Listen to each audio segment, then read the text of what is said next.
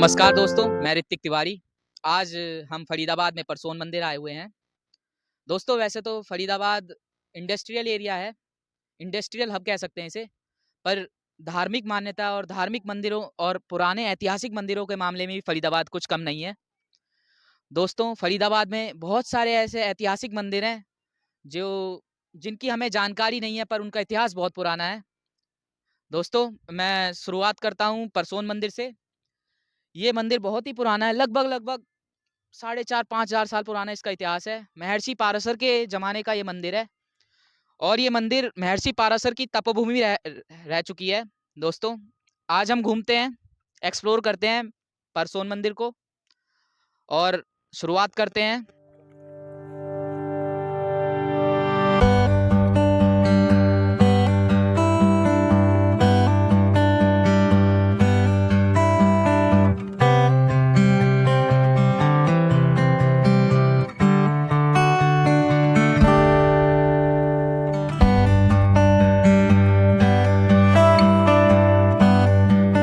ये बहुत ही पुराना मंदिर है, इसका कोई इतिहास नहीं है, तो क्या ये बात सच है? इसका इतिहास यही है कि ये एक तो जगह ही दिखाई दे रही है प्राचीन। बिल्कुल बिल्कुल। दूसरी, पराशर ऋषि ने तपस्या किया था यहाँ पे। इनका प्रादुर्भाव सत्य युग के पूर्णार्ध में माने अंतिम क्षण काल में बताया जा रहा है। जी, जो पौराणिक कथाएं हैं। तो सतयुग से कब किया इन्होंने, किसी को कोई ऐसा लेखनी तो है नहीं, मगर शाश्वत ये है, प्रत्यक्ष प्रमाण ये है कि ये जागृत धुना है। उनकी शक्तियाँ यहाँ आज भी विराजमान है, ये बोलता भी धुना है। और यहाँ 10 मिनट बैठते ही पता लग जाता है कि यहाँ कितनी शक्तियाँ हैं। यहाँ जो भी आता है उसका कल्याण होता है, जो श्रद्धा भाव से आता है, अहंकार भाव से यहाँ नहीं। इस जगह पे उच्चाटन शक्ति ज़्यादा है, सबको स्वीकार नहीं करता। जो श्रद्धा से आते हैं उनका कल्याण होता है बिना। हाँ दोस्तों आपने सुना ये कितना पुराना धूना धूना है। दोस्तों यहाँ 3 कुंड भी हैं। पहला ब्रह्म कुंड, दूसरा अमृत कुंड और तीसरा हथनी कुंड या हथिया कुंड बोलते हैं। दोस्तों मैं आपको आगे वो भी कुंड भी दिखाऊंगा। 5 कुंड है। हाँ जी। ये 3 नहीं है, 5 है। माता मंदिर के आगे भी है, भोले बाबा के सामने एक कुंड है, उसके ऊपर एक कुंड है, उसके ऊपर हाथी कुंड है, एक अमृत कुंड है। 4-5 कुंड है यहाँ। यहाँ मुझे तो 3 ही कुंड पता थे पर बाबा जी ने हमें बताया यहाँ 5 कुंड हैं। तो दोस्तों देखिए ये कितना पुराना मंदिर है। इसकी पौराणिक कथा भी है। ये पाराशर ऋषि इतने पराशर ऋषि ब्रह्म ऋषि हुए हैं। सिद्ध क्षेत्र हाँ। है ये, एकदम अति सिद्ध क्षेत्र है ये। अति सिद्ध और अति शक्तिशाली क्षेत्र है। जहाँ ज़्यादा शक्तियाँ विराजमान होती है वहाँ उच्चाटन शक्ति ज़्यादा होती है। वो स्थान ज़्यादा लोगों को स्वीकार नहीं करती है। संत लोग ज़्यादा भीड़ भाड़ पसंद नहीं करते हैं। ये चीज़ें हैं यहाँ की पौराणिक शाश्वतता, यही है। और यहाँ तो 10 मिनट बैठते ही पता लग जाता है कि क्या शक्तियाँ हैं। बाबा की इतनी कृपा है यहाँ पे कि 10 मिनट के अंदर ही आदमी को बोध करा देते हैं कि हाँ, हम यहाँ विराजमान हैं और सबका कल्याण होता है। दोस्तों मुझे भी महसूस हो रहा है कि ये शक्तियों से भरपूर मंदिर है। दोस्तों मैं आपको बता दूं, महर्षि पाराशर वह ऋषि थे जिन्होंने वेद व्यास जी को जन्म दिया था, जिन्होंने चारों वेद व्यास जी वह ऋषि थे जिन्होंने चारों वेदों को संकलित किया, 18 पुराणों की रचना करी और समाज को जागरूक किया। वेद जो साइंटिफिक हैं, जिन पे साइंटिस्ट रिसर्च करते हैं, वो वेद है महर्षि वेद व्यास जी द्वारा लिखे गए थे। और दोस्तों मैं आपको बता दूं कि ये धूना इतना पुराना है, इसमें निरंतर आग ज्वाला प्रज्वलित होती रहती है। और दोस्तों कभी शांत नहीं हाँ, होता। कभी वह ज्वाला कभी शांत नहीं होती। ज्वाला नहीं होता मगर अग्नि हाँ। कभी शांत नहीं होती। ज्वाला तो शांत हो जाती है, अग्नि कभी शांत नहीं होती। अग्नि कभी नहीं बुझती, ताप कभी नहीं बुझता इसका, चेतना कभी नहीं बुझती है। चेतन, सतत चेतन धुना है और अति शक्तिशाली है। इसकी विभूति में अमोघ शक्तियाँ हैं। हर जो दुख के निवारण करने के लिए श्रद्धा से जो इसका सेवन करता है, उसके हर कष्ट का निवारण इस धुना विभूति से होता है, धुना के विभूति से। तो दोस्तों आपने फरीदाबाद को एक इंडस्ट्रियल हब के बारे में हब के रूप में जाना होगा, पर सच्चाई बताऊं, आध्यात्मिकता के रूप में भी फरीदाबाद का कोई जवाब नहीं। मैं खुद यहाँ आके आश्चर्यचकित हूँ कि हम इतनी पुरानी जगह, और मैं यहाँ यहीं पैदा हुआ, यहीं पला बड़ा, पर मैं अभी तक मैं 22 साल 23 साल का हो गया हूँ और मैं अभी तक एक्सप्लोर नहीं कर पाया। दोस्तों, मैं आपको कहना चाहूँगा कि अगर आप फरीदाबाद आते हैं तो ज़रूर आएँ, ज़रूर यहाँ पर एक बार ज़रूर आएँ। आपको महर्षि पाराशर, ब्रह्मऋषि पाराशर द्वारा निर्मित कुंड देखने को मिलेंगे, और जहाँ महर्षि पाराशर की तपोभूमि, महर्षि पाराशर ने जहाँ पे तपस्या की थी, वो धूना भी आपको देखने को मिलेगा। जैसा कि साधु महात्मा जी ने बताया कि वो धूना आज भी जीवित है, प्रज्वलित है और हाँ, चेतन है। तो दोस्तों, मैं महर्षि जी से अनुमति लेके एक बार वो धूना देखना चाहूँगा, अगर आपकी अनुमति हो तो। दोस्तों, चलिए मैं आपको धूना दिखाता हूँ।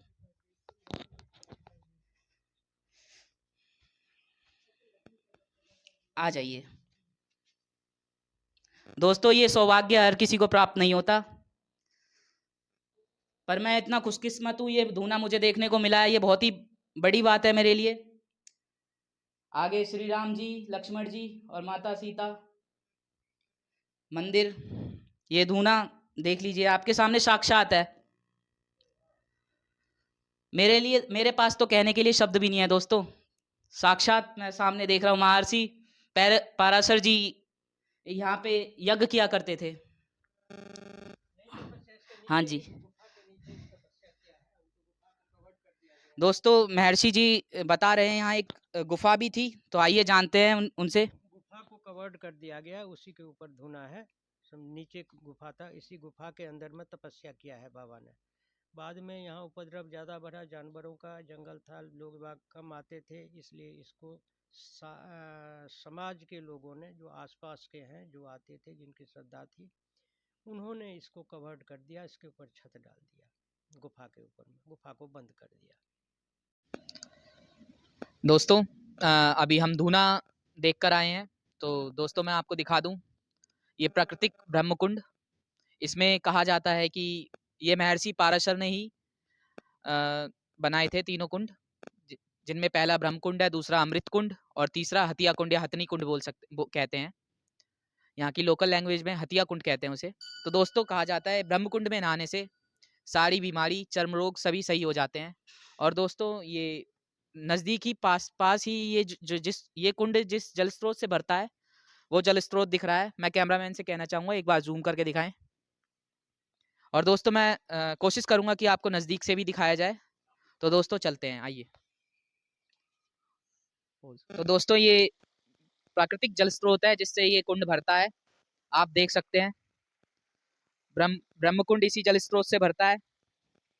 दोस्तों, ये सत्य है, कहा भी जाता है कि ये इस कुंड में नहाने से चर्म रोग, सारी बीमारियां सही हो जाती हैं। तो दोस्तों आइए, ब्रह्मकुंड तो हमने देख ही लिया है, तो मैं आपको और आगे भी दिखाता हूँ। आगे जो दो कुंड हैं वह भी दिखाता हूँ, उन्हें भी एक्सप्लोर कराता हूँ। दोस्तों, अभी हमने ब्रह्मकुंड देखा। ब्रह्मकुंड के बारे में कहा जाता है कि ब्रह्मकुंड ब्रह्म ऋषि नहाते थे, उसमें स्नान करते थे पूजा पाठ से पहले। तो दोस्तों, उसके बाद मैंने आपसे वादा किया था कि हम अमृत कुंड और हतिया कुंड या हथनी कुंड भी जरूर देखेंगे। तो दोस्तों, ये हथनी कुंड है, इसे हथनी कुंड कहते हैं। ये आसपास के मंदिरों से लगा हुआ है। आसपास में शिव जी का मंदिर है और ये पितरों की पतरी करके कुछ है, ये इसके बारे में मुझे नॉलेज नहीं है दोस्तों। और आसपास में ये मंदिर लगे हुए हैं इससे। अभी हमने आगे चल के थोड़ा सा ही आगे हमने प्राकृतिक सौंदर्य है, तो यहाँ पे प्राकृतिक जानवर भी होंगे। यहाँ पे सांप और मछलियाँ भी देखी, मैं आपको दिखाऊंगा। आइए चलते हैं, हम एक बार दिखाता हूँ मैं आपको थोड़ा सा जूम करके। वो देखिए दोस्तों, वो देखिए सांप, मैं कह रहा था थोड़ा सा जूम कीजिए, वो जा रहा वो सांप, वो देखिए पानी वाला सांप है दोस्तों। आपने देखा ही होगा, दिख रहा है कैमरे में। दोस्तों, पानी की गहराइयों में है, इसीलिए सांप दिख नहीं रहा है, वो मछलियों के पीछे पड़ा हुआ है। कैमरे में आ रहा है। अब एक बार और देखिए, पहाड़ पत्थर है, तो पत्थरों के बीच में वो छुप जाता है। मैं कोशिश करूंगा आपको दिखा सकूं। राहुल भाई, दिख रहा है? अगर कैमरे में आता है तो ठीक है, वरना आगे देखते हैं। ये हथनी कुंड प्राकृतिक स्रोत, ये जो अरावली पर्वत से आ रहे हैं, ये पानी का प्राकृतिक स्रोत। आइए मैं दिखा देता हूं आपको।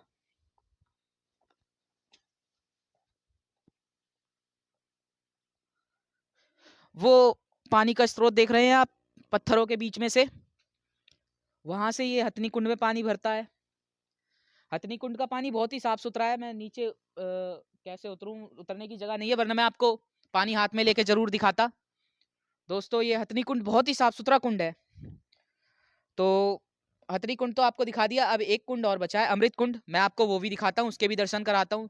ये बहुत ही अलौकिक कुंड है, बहुत ही ज्यादा मान्यता है इसके लिए कि इससे बीमारियां, चर्म रोग, दुनिया भर के रोग सही हो जाते हैं। दोस्तों ये हम भोले बाबा का मंदिर है, शिव जी का मंदिर। अभी हमने यहाँ पे सांप देखा था, और इन कुंडों में मछलियां भी हैं। आइए हम आपको दिखा। तो दोस्तों आपके लिए एक बार फिर बड़े दूर से चल के, थोड़ा सा हाँप रहा हूँ, माफ कीजिएगा। बड़े दूर से चल के हम हथनी कुंड आपको दिखा दिया, ब्रह्म कुंड दिखा दिया। अब आपको मैं तीसरा कुंड दिखाने जा रहा हूँ, अमृत कुंड। अमृत कुंड ये देख सकते हैं आप, कितना साफ पानी है इसका। मैं हाथ में लेके दिखाता हूँ पानी, बिल्कुल ही पीने लायक पानी है, बहुत साफ सुथरा पानी है इसका। और ये जहाँ से गिर रहा है झरने के रूप में, वो हल्की सी धारा गिर रही है, आप जूम करके दिखाइए, उस धारा से ये अमृत कुंड भी भरता है। दोस्तों ये बहुत ही प्राकृतिक जगह है, बिल्कुल नेचुरल, एकदम अच्छा, एकदम साफ पानी। ये देखिए बहुत ठंडा पानी है इसका, और बहुत ही साफ है, ये पीने लायक पानी है, साफ पानी है, प्राकृतिक जल स्रोत है, तो मैं पी भी सकता हूँ इसे। अच्छा है, बिल्कुल ठंडा पानी है, प्राकृतिक जल स्रोत झरने के रूप में गिर रहा है। और ये देखिए भर रहा है अमृत। एक बार जूम करके दिखा दीजिए। ये हमारे पीछे बहुत सारे साथी भी आ गए हैं, इनसे भी पूछेंगे। और भाई साहब बढ़िया भाई, राम राम भाई। यही नजदीक के गांव के हैं लगता है भाई? हाँ जी भाई, यहीं के हैं। भाई भी नजदीक गांव के ही हैं, अनखीर के ही हो भाई? ना भाई, हो के हम तो भारत कॉलोनी के। अच्छा, भारत कॉलोनी के। सेक्टर 87। अच्छा, तो भाई साहब आपको ये इस मंदिर के बारे में हम यहाँ तो भैया आते ही रहे मैं हर सप्ताह। ये भाई बहुत पुराने हैं, बहुत पहले से आ रहे हैं, हर सप्ताह आते हैं, भाइयों का कहना है। हम तो आते ही रहे, कुछ ना कुछ लाते ही रहे हो। मैं भाइयों से पूछना चाहूंगा आपको इस मंदिर के बारे में थोड़ी बहुत तो नॉलेज होगी, क्या इस मंदिर का क्या इतिहास है क्या नहीं? कोई बात नहीं, शर्माने की जरूरत नहीं है, फिर भी थोड़ा बहुत बता दीजिए। आ जाओ, बड़े बड़े भाई से ही मिलते हैं, बड़े भाई से ही मिलते हैं। कोई बात नहीं, भाई कैमरे के सामने आने में थोड़ा सा शर्मा रहे हैं। भाई शर्माने कोई बात नहीं है, हमें तो देख भाई, हम तो बस घूमने आए भाई, ऐसी कोई यूं ना हमें मतलब कुछ नॉलेज हो तो बताओ। हम तो भाई घूमने आए, बढ़िया लगे, मजा आवे, फोटो शूट वगैरह करनी है, ठीक ठाक जगह एकदम परफेक्ट। आओ भाई सारे भाई आओ, फोटो वोटो खींचो, ब्लॉग बनाओ। दोस्तों भाई का बिल्कुल साफ सुथरा कहना है कि हम घूमने आते हैं, बहुत अच्छी बात है। युवा पीढ़ी आजकल मॉलों में घूम रही है, इधर उधर उल्टी सीधी जगह घूम रही है, पर कुछ लड़के हैं हमारी उम्र के ही हैं भाई भी, ये कहना चाहते हैं, अपने अपने बातों से कहना चाह रहे हैं, मतलब अपने इन्होंने जो बोला है ये कहना चाह रहे हैं कि एक बार मंदिर भी आके देखिए, बहुत ही प्राकृतिक है। आपको शिमला मनाली सब फेल है यहाँ, ये सच्चाई है। बिल्कुल बहुत बढ़िया जगह है भैया। एक बार जयकारा लगाएंगे, जोर से बोलो, जय माता दी, जय भगवान परशुराम, जय महर्षि पाराशर, मातरम, भारत माता की जय। वो देखो भाई झरने के पास, जय श्री राम, जय श्री राम। भाई हमारे चैनल का नाम है भारत दर्शन।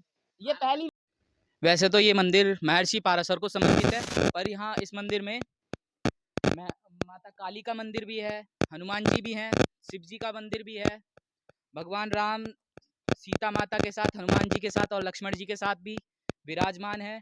यहाँ एक छोटी सी गुफा भी है, और जहाँ हम अभी धूना पे गए थे, धूना के नीचे महर्षि पाराशर जी ने तप किया था, और वो गुफा किसी कारण बस जानवरों के, ये अरावली पर्वत श्रृंखला में आता है, तो जानवर आते जाते रहते हैं, तो इसकी वजह से वो गुफा बंद कर दी गई है। पर हमने धूना के दर्शन किए, आपको ब्रह्मकुंड के दर्शन। आइए दोस्तों, वैसे ये मंदिर बहुत ही पुराना है और सरकार का भी इस मंदिर की ओर कोई ध्यान नहीं गया है, तो मैं अपील करना चाहूँगा सरकार से और यहाँ की लोकेलिटी से, यहाँ के लोगों से, कि कृपया इस मंदिर के लिए कुछ करें। सरकार से भी कहना चाहूँगा, कम से कम इस मंदिर में आने वाले दर्शनार्थियों के लिए रोड का, सड़क का इंतजाम तो कर ही दिया जाए, क्योंकि जो दर्शनार्थी हैं उन्हें पता तो है नहीं, शायद 5% जनसंख्या को भी नहीं पता होगा कि ये जो मंदिर है, यहाँ पर इतना पुराना मंदिर भी हुआ करता है जो महर्षि पाराशर को समर्पित है। दोस्तों मैं आपको बताना चाहूँगा कि ये मंदिर सही में बहुत पुराना है और इस मंदिर का कोई विकास नहीं हुआ है, ना सड़क बनी, ना आने जाने के लिए कोई रास्ता भी नहीं है। ये देखिए पगडंडियाँ बनी हुई हैं पहाड़ों के बीच में।